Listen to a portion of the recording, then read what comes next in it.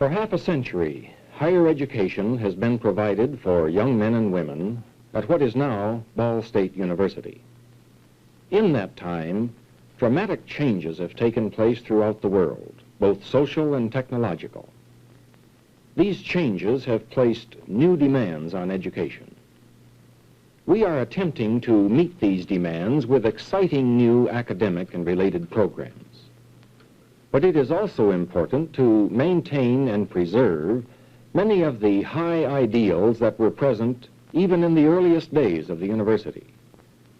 It is the combination of these new challenges and our traditions from the past that make up the personality of Ball State University today.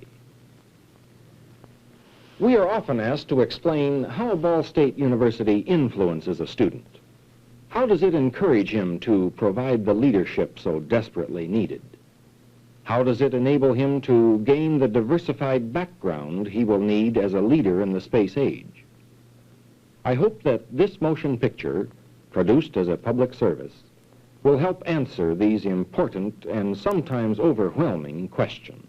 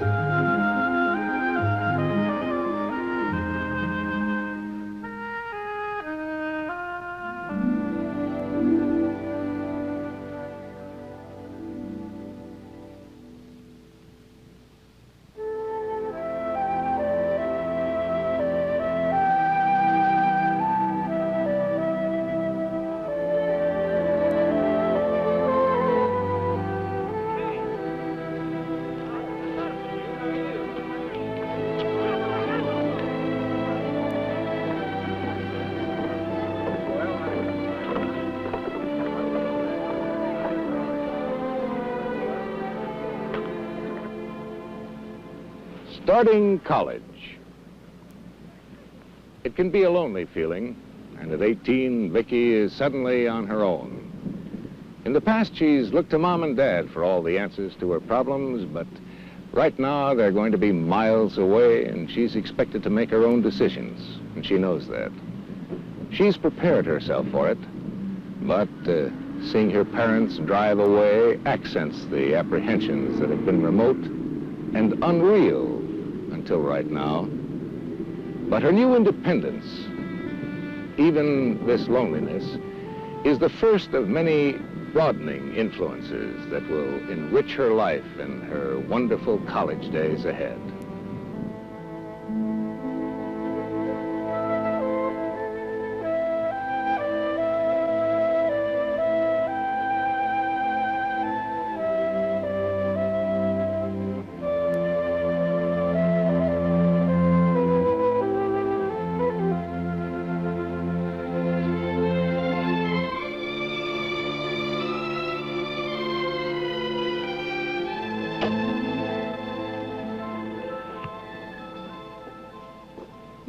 Vicki.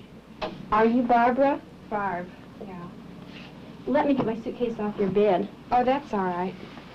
Sit down. You must be tired. Have you moved in everything? Yes, this morning. I used those closets over there. I hope it's okay. Oh, either one's fine. Where are you from, Barb?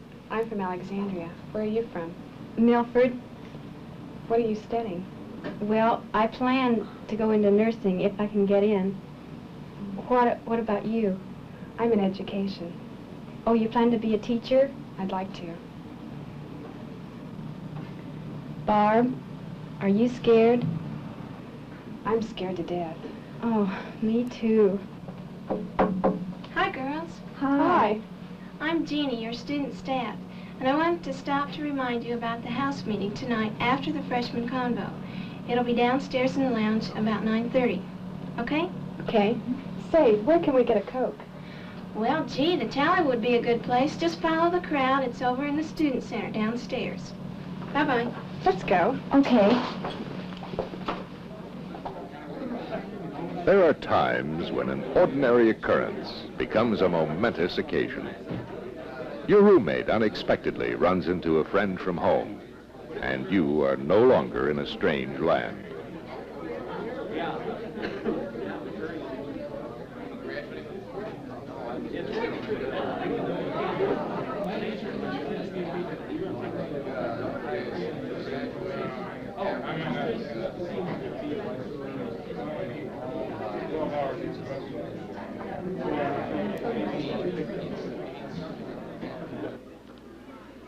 Already Vicky's outlook is brightened. She has 4 friends. But there are other hurdles ahead in adapting to campus life, other lonelinesses, other questions on her mind, things to be frightened of, like her first lecture.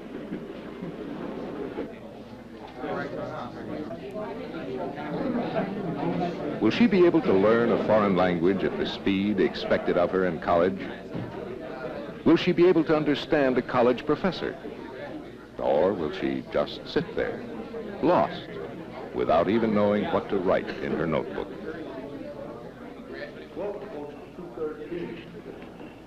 Into a language which is based largely on Latin and Greek and the use in our everyday English. Now, before we start, we better look at a couple of things that cause trouble. And one of them is a lack of confidence in yourself. If you've ever studied for a long time and you've had a roommate who comes in taking the same course and he looks through his textbook and it takes no time at all. He wants to go down. Let's go see a picture.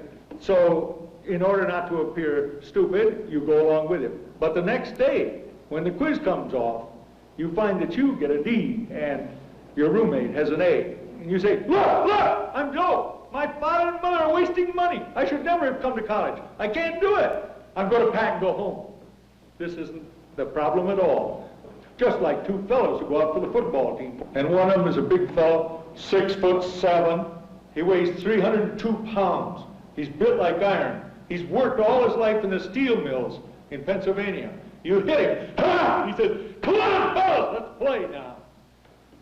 Right with him, trying out for the same squad, is a chap who's 135 pounds and about 5'4". It looks as if a strong wind would blow him right across the street. These 2 men are trying out for exactly the same squad.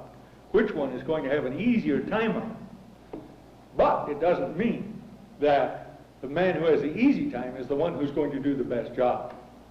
The best job is done by the person who takes whatever he's got and works most carefully with that, realizing his shortcomings.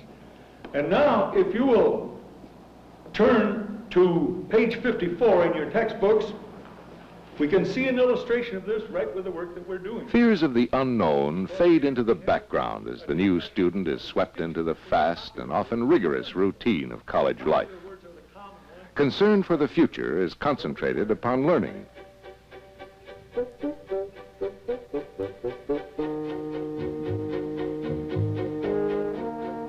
Through the General Studies program, the first 2 years, which is required of all students, she and her classmates will have courses in humanities, natural sciences, and the social and behavioral sciences.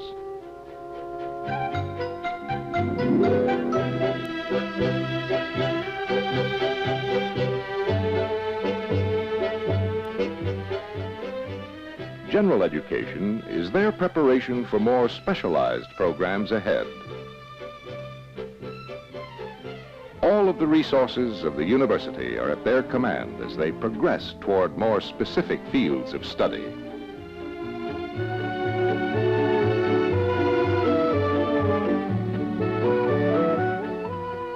From common interests, there evolves the influence of working out problems with another student and a close relationship with a professor, or as a member of a team.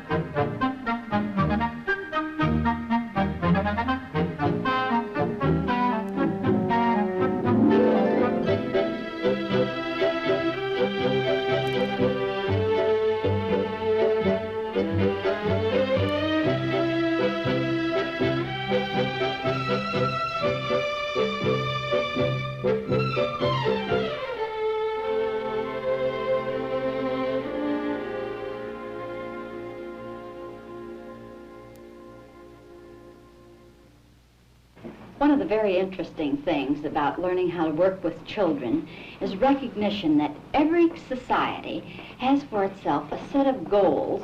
They're usually sort of unspoken goals, but nonetheless they are goals. And these goals tend to produce a basic personality type. We say the adults in our society must be able to get along well with others. So this is an important goal. We value this in our society. So when our children are very, very young, we start teaching them to play with others. We send them to nursery school. In kindergarten, we mark plays well with others. We really work at this. As a matter of fact, I guess I would have an example of evidence of togetherness, and so would every other adult, by being able to exhibit a whole group of membership cards. I guess even the family picture would be evidence that we like to be around other people. But as the days become months, the months become years, a student finds that knowledge demands an appreciation of thinking independently, but working with others who are contributing their ideas to society. Seminar classes in subjects pertaining to social, economic, and political problems of the day give students the opportunity to weigh their own views against those expressed by their professors and fellow students.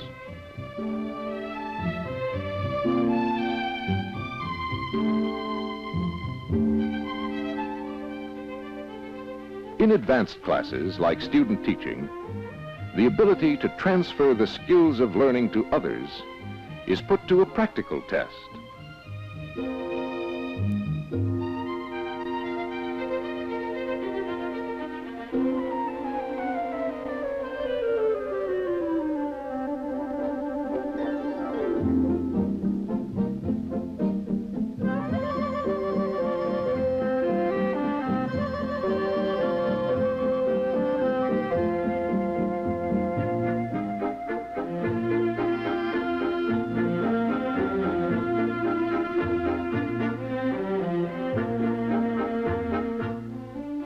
Junior and senior years bring specialization. Lessons gained in the classroom are now placed in the perspective of professional application.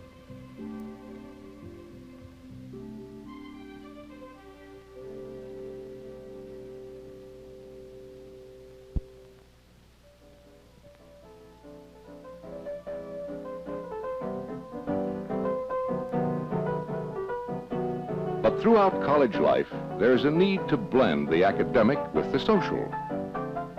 In the whirl of campus responsibilities, student life centers on the residence hall program.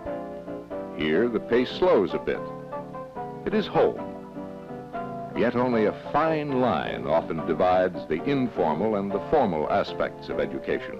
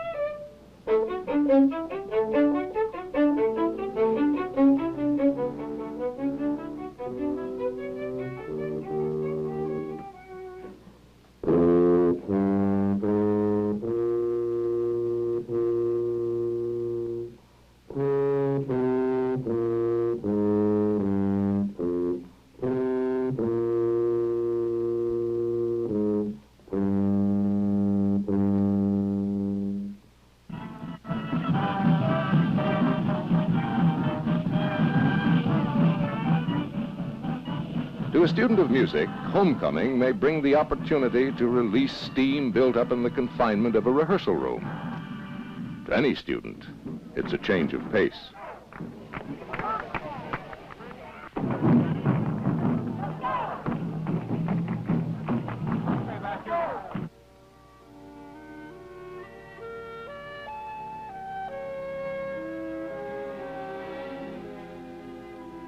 And to alumni, homecoming is a return to the pace remembered with affection. It's a weekend that spans the years, an important chapter in American college folklore, and vivid evidence that the university's influences have lasting roots.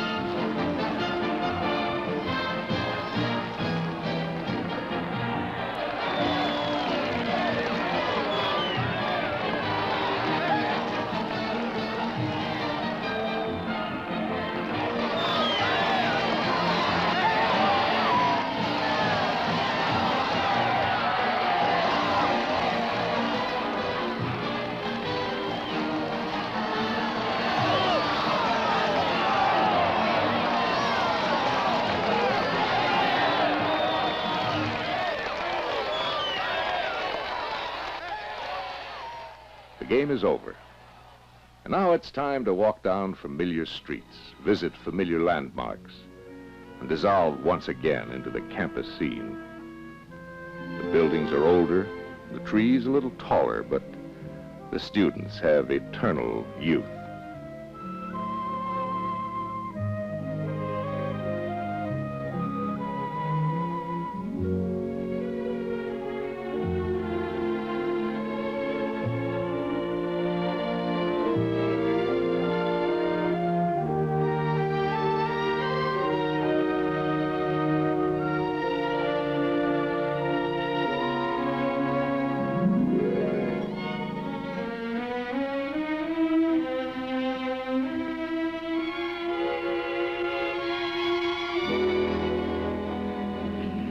Well, that's one of the traditions of this spot. But let me tell you what this landmark really represents. In the early part of the century, when higher education was struggling for financial resources, the five Ball brothers of Muncie, Indiana, donated land and buildings to the state of Indiana to assure the continuation of college opportunities in the city. The statue, Beneficence, which has become a landmark of Ball State University, was created as a civic memorial to the Ball family and to the generosity of all alumni and friends who contribute to the university's development. From a small college serving students in the Muncie area, Ball State has expanded into a major university, responding to explosive changes throughout the world. Today's students seeking a bachelor's degree, a master's degree, or a doctorate at Ball State will find a modern and beautiful campus, but not a comfortable isolation from life. He will become involved in important issues as well as advanced technology. The modern tools of education are his to use. Meaningful research at the graduate level or through undergraduate honors programs adds to the technical knowledge of mankind.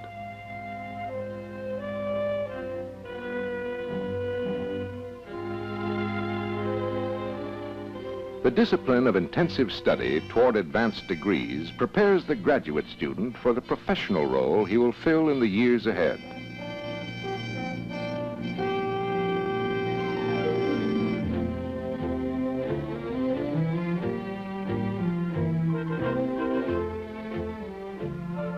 stabilizing influence of religious life exists through student organizations and community churches.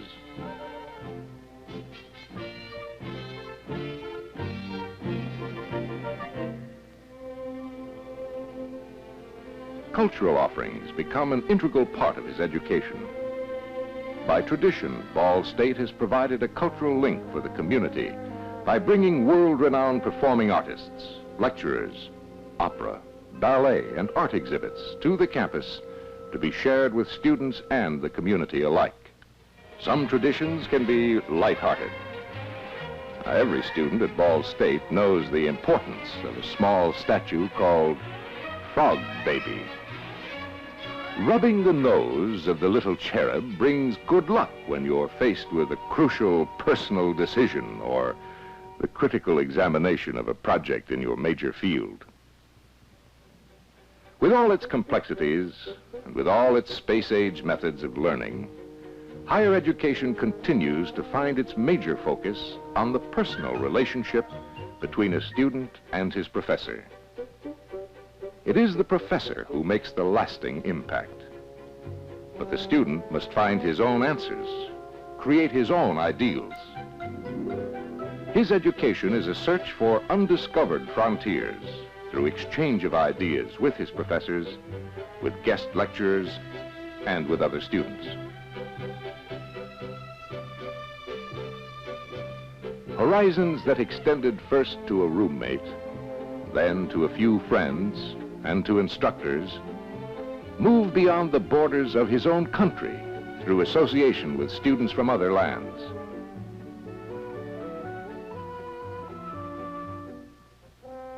Suddenly, the student who was happy to find just one person she knew from home is helping a prospective student and his parents become familiar with Ball State University at a summer orientation program.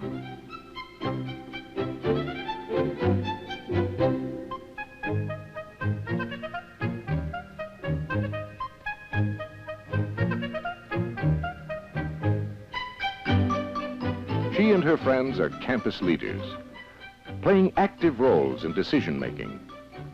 A concern for campus politics, for instance, may grow into a concern for national governmental processes.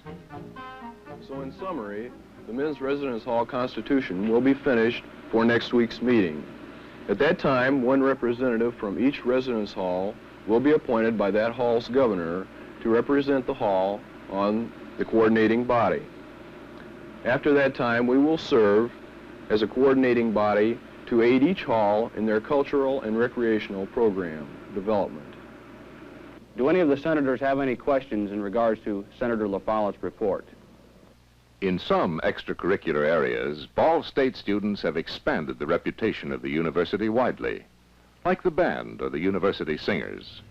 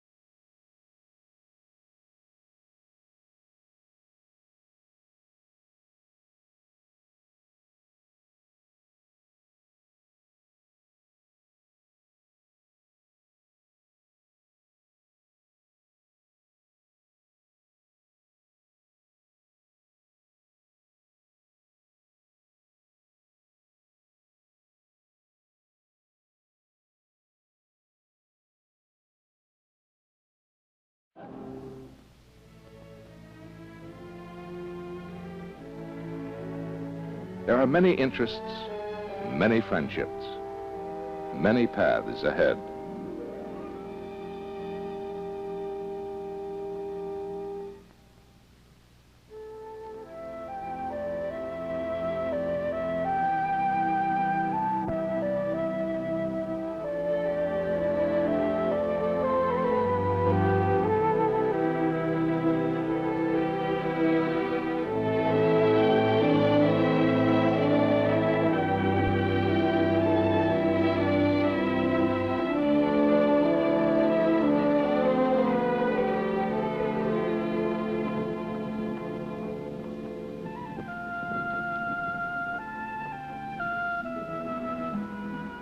And so it goes.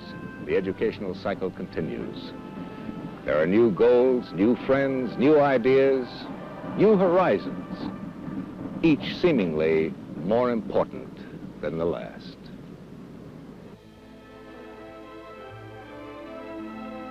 And there is a climax.